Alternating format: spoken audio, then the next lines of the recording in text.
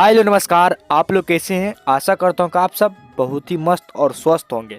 जी हाँ दोस्तों, आपसे बता दूं कि खेसारी लाल यादव जी का पूरा बवाल गाना, पूरा तहलका गाना आप सभी के बीच में रिलीज होने जा रहा है कल सुबह फेम म्यूजिक प्रेजेंट पे। जी हाँ दोस्तों, फेम म्यूजिक प्रेजेंट पे, जिस गाने का नाम है बैगन बिछौना में। जी हाँ दोस्तों, पूरा तहलका गाना है, पूरा नंबर 1 ट्रेंडिंग में चलने वाला गाना है।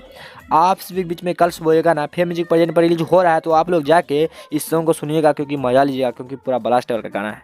और आपसे बता दूँ कि इस सॉन्ग को गाए हैं आपके चेता singer global star Khesari Lal Yadav ji, और गीत लिखे हैं आपके चेता राइटर कृष्णा बेदर्दी जी, और म्यूजिक से हैं आर्या शर्मा। अधिकतर म्यूजिक आर्या शर्मा ही सजाते हैं, क्योंकि मस्त सजाते हैं और पॉपुलर सजाते हैं।